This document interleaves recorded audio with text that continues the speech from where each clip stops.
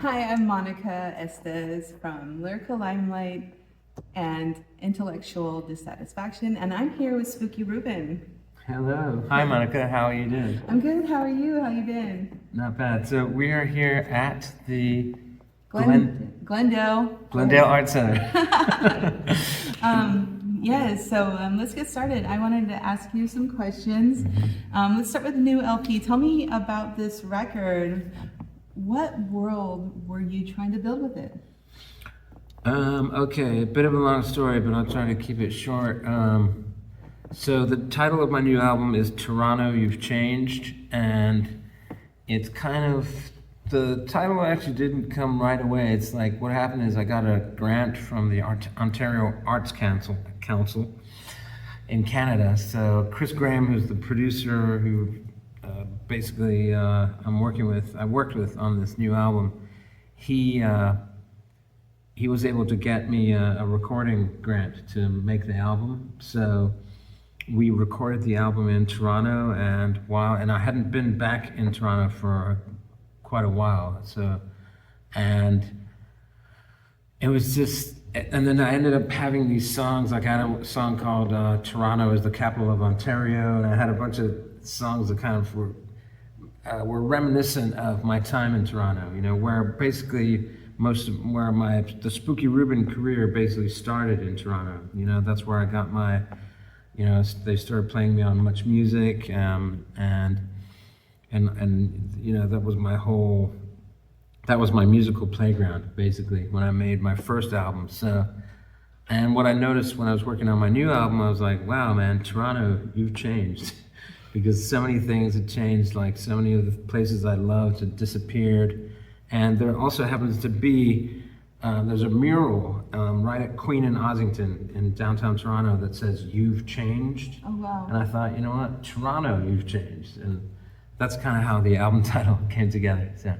Oh, wow, that's cool. And so it's, in a way, so there's a bunch of lyrics and themes within the songs that are reminisce about how it all began, you know, and so that's kind of how it all ties in with lyrically and stuff, you know. So. And is that the photo that's on that cover? That's right. Yeah, that's the album cover. So I just wrote in blue ink. I just wrote Toronto on top of that picture. Oh, I see. Yeah. So. Oh, cool. Okay, so one thing that jumps out right away is how catchy it is. And even when your music gets strange or surreal, is there usually a strong, there's usually a strong melodic center. How intentional is that balance between unconventionality and accessibility? You know, I have to say, I feel like I know what you're talking about, because there was actually an article in the Wire magazine, the Wire UK magazine, and they described my music as joyful, but in a weird way. And I think that's kind of what you're talking about too. I did not want to use that word, but it's not. It's not really weird. It's just, it's eclectic. It's unconventional, but it's in a good way. Yeah. So I think they're saying it's in a weird way. So, but I completely. I mean, that's a compliment. I mean, I would say, you know, I don't know where it comes from. I think it's just. I mean, if you did a psychoanalysis and you went into my childhood and all this stuff, you could probably find out why my music sounds the way it does. But I think I've always looked for happiness or joy in music. You know, I think I'm not really, even though I like a lot of music. You know, I like a lot of, let's say, depressing bands. You know, from, you know, Radiohead to, you know, whatever you name it, like these melancholic bands. But, and there is melancholy in my music, but I think in terms of for some reason, the way that I want to present myself is always kind of joy forward kind of music. And then once you get in there, you will see the darker corners inside. I don't know why, but I've always liked this idea of bringing people in a joyful way into music. Absolutely, I recognize that. And was wondering, was there a particular song on the LP that unlocks the direction of the album for you? It's more, I would say more not the direction, but I feel like there was a bunch of directions that I wanted to cover within one album. So because, I mean, you know my albums, and you know that I always have, every song is kind of, I delve into different genres, right? Yes. And so I knew that, like, for example, there's a song, I did a cover of the song These Dreams by Heart. Okay.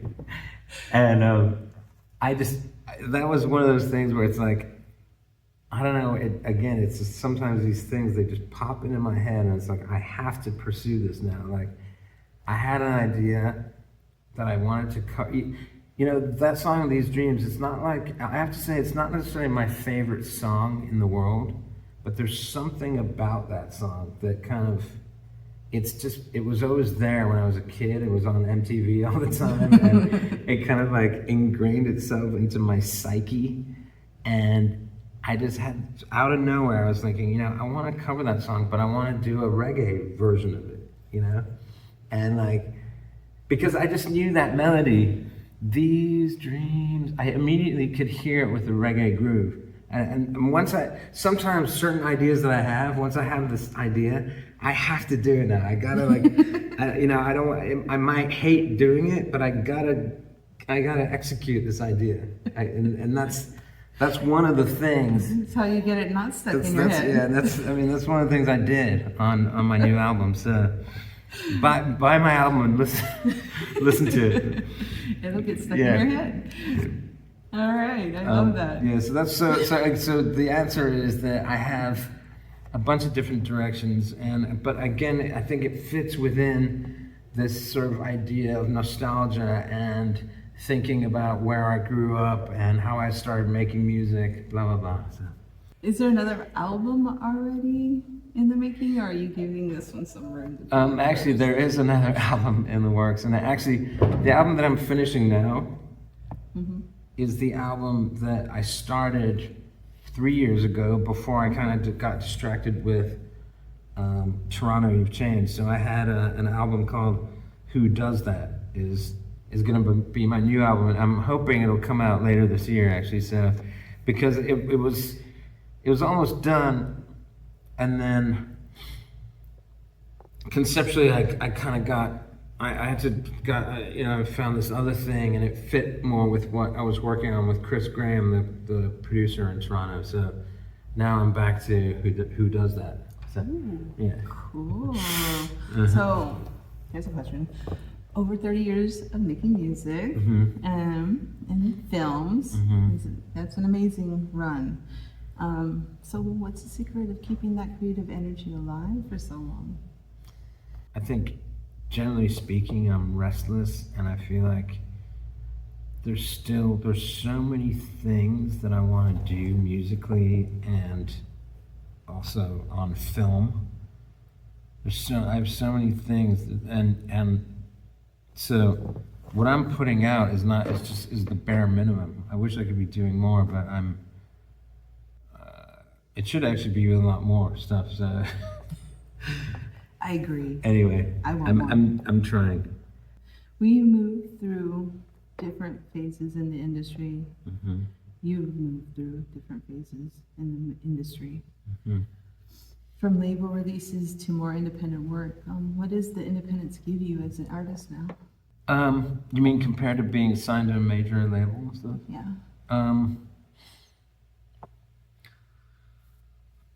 I'm probably going to say something that a lot of people don't want me to say, but I have to say that what I loved about being signed is that I had a full-on team that was backing me up, and they gave me all the money I wanted and needed, and even if I needed more time, they gave me more time and more money, and it was not easy for me to switch from being signed to being independent. Yeah. And people say, "Oh, now you're independent, you can do whatever you want." But I mean, I don't have any money, you know. You know, a lot of the things I want to do, you get, you know, once you get used to kind of, I mean, I sound like a dinosaur now, but what, you know, back then it's like I was literally working with the best engineers at the greatest recording studios, and to go from that to suddenly like I haven't, and it's the contradiction is that I started as a home recording artist, right?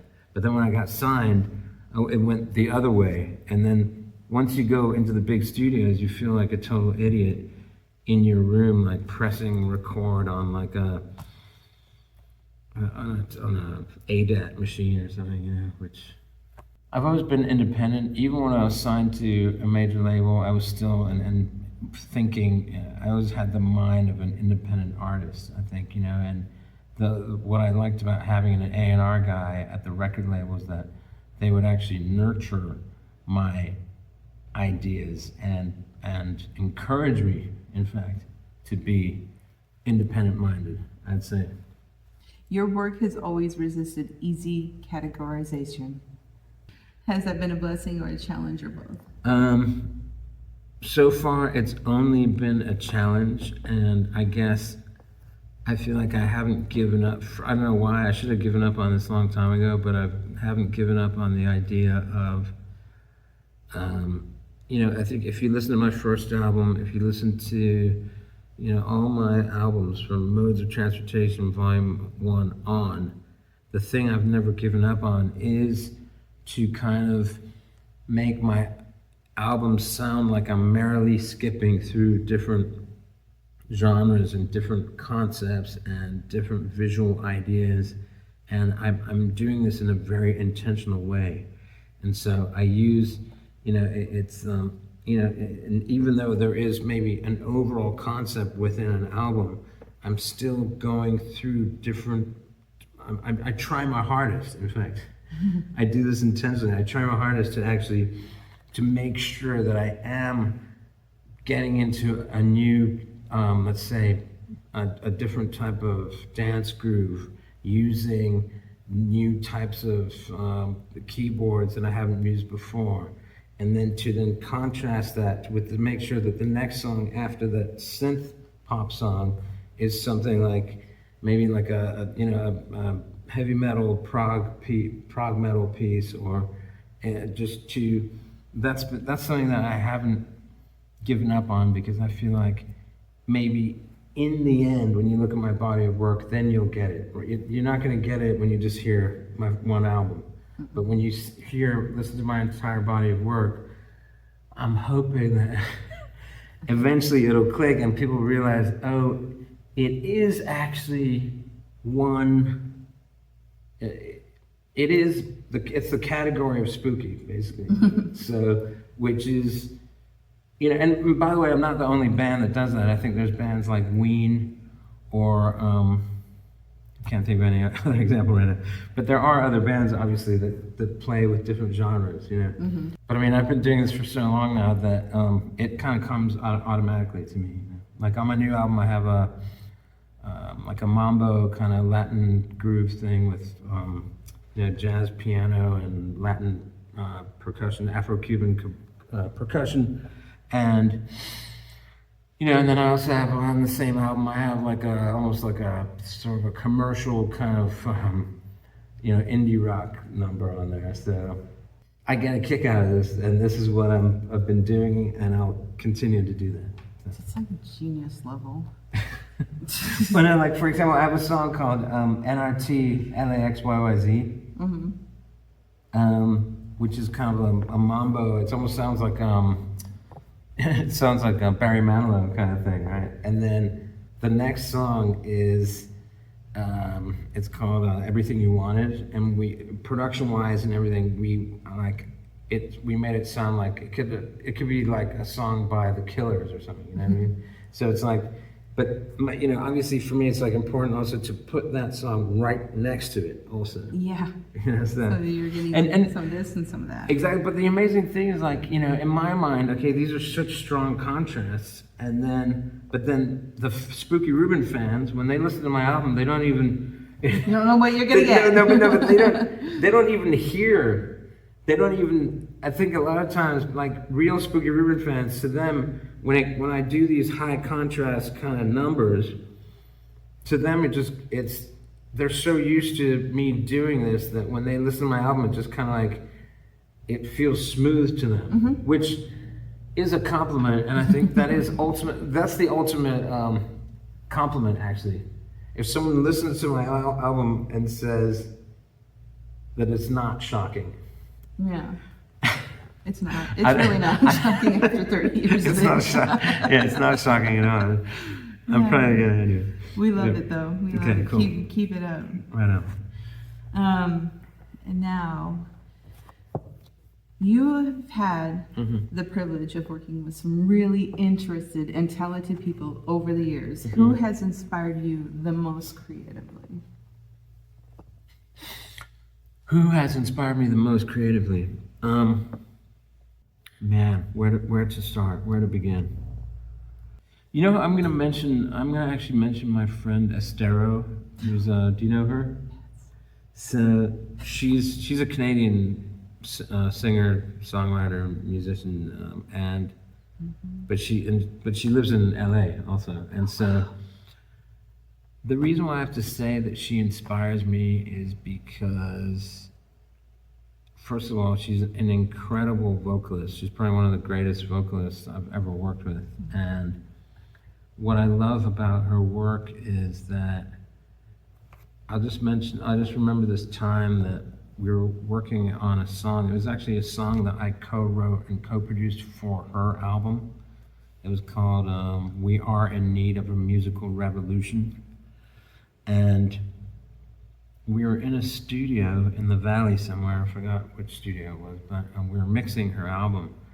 And the way she approaches her mix is like, as the song is playing, she's kind of like making certain things louder here. She's bringing things down quieter here, and she's messing like with what we're talking like drums and snare drum and kick drum, like things that usually you don't want to mess with that. It's like once you have the drums up, the volume, all the drums are good, you don't touch that. But she's like operating the mixing board like, hey, I'm just gonna like turn the snare drum down here, and then it goes back up again, and you know, Wow. It's like she's just like, you know, she's like mixing it like, you know, very hands-on mixing, you know, and that was, I think, very eye-opening and inspired me a lot. To just see her do that really inspired me, actually. I kind of like, I sort of, I really like soaked that in. I kind of do more stuff like that now too, because of working with her. Wow, that is so amazing. Yeah. I remember when the first time I heard Heaven Sent, I was like, there's just something about this. It's like the vocals, everything. I was just like, oh my God, this is amazing. Yeah, that's a considered a masterpiece. It's no kidding, no kidding. For sure. All right, now is there anyone you would still love to collaborate with in the future? Yes, actually, I'm hoping that I will be able to work with John McIntyre again. So I worked with him on my album Alone at the Zoo, and I was also Douglas McCombs and who else was on there? Jeff Parker also was on the album, and you know, John brought in Doug and Jeff when I was recording with him at Soma Studios in Chicago. And so every like couple of times a year, I would say, "Hey, we got to make a follow-up album to that." And he's like, "Yeah, man, let's do it." And I'm like, "So it's coming, you know. It's just I'm hoping, realistically, I'm hoping next year, maybe 2027, I'll be back in the studio with John McIntyre, Yes. and the gang." Absolutely. Now, you're an artist of many talents, we know this, including music, filmmaking, visual storytelling. Everybody knows that. We've seen your videos. Do you have any plans to return more fully to filmmaking? Well, I just want to say something about that, because a couple of people have asked me about, you know, what you, because I've been wanting to make a feature film for like the past 20 years, and you know, I've written, you know, feature-length scripts and all this stuff, and the problem with making films and just shooting stuff in general, and I'm not saying anything new here, but it's just the amount of people it takes and the amount of like money and stuff that that you need to actually, you know, to just even shoot one scene. Sometimes it just feels so, what's the right word? It just seems so like wasteful, and I don't know if wasteful isn't the right word. Expensive. Yeah, it just seems like, or like, let's put it this way, like sometimes when I see people shutting down a whole city just to shoot their little shitty movie, I'm thinking like, really? Like, you're gonna put all these people, you're gonna inconvenience all these people? Like, the old lady that lives across the street, she can't go to the supermarket right now because you're gonna shoot a scene in your movie, and none of these people are being compensated for it either. Yeah. So sometimes the sort of grandeur that it takes for you to make your little movie is, I just find that there's something repulsive about it, and it's kind of, and the reason why I'm saying that is because, you know, I've got so many rejection letters and people that said they were going to help me make my movie, and then they didn't, and then you just start realizing, like, you know, to make a movie, it's dependent on so many people. You have to have so many people to agree to this because of the money, and then all this stuff, and then you just start thinking, like, you know, like I'm at a point now where it's like I feel like I'm looking at making a feature film, but I think I want it to be not dependent on any expensive shots. So maybe just shoot something more, even just like in my apartment, or, do you know what I mean? Where it's like, I feel like I have a bit of a negative outlook right now in terms of film production and all the people and all the money that's just gets shredded on set, you know. For the listeners who are just discovering you through your new LP, where would you send them next in your catalog? And what can longtime fans look forward to after this? Recently, I've found a new audience, a younger audience that's actually somehow discovered my first album. And it seems like a lot of people are still talking about Modes of Transportation Volume 1, which, you know, I'm proud of that album, and, you know, it's a good album.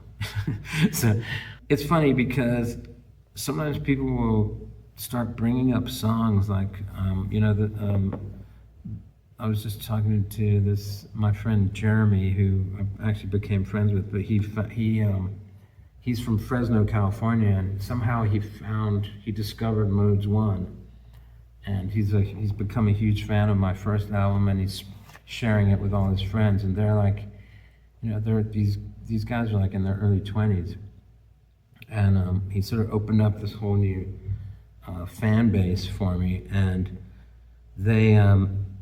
he'll just randomly talk about songs like, oh yeah, you know, I really like your song Mennonite Lady, and I'm like, Mennonite Lady, like, where'd you find that one? Like, so I think, like, there's so there's so many easy ways of finding songs. I feel like I don't really need to point people in a direction. Like, if there's something that grabs you about my music, you can go online and, like, it's all up there, I guess, you know. Yeah, so for sure. So we're gonna be talking about some upcoming live shows. Okay, upcoming live shows. Right now I'm planning a tour at the end of October. We are going back to the East Coast. We're going to be We're going back to the East Coast. So I don't have the exact dates, but we are playing Boston, New Jersey, probably Rhode Island, Baltimore. But I don't have the exact dates, so that's why you have to stay tuned to my website. Ideally, I'd be playing way more shows, but I gotta be honest, I'm looking for a booking agent. Got booking agents?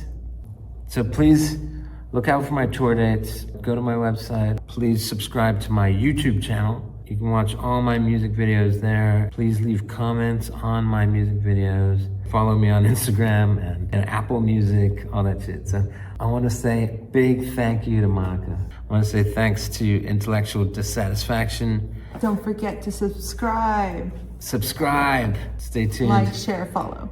See you next week.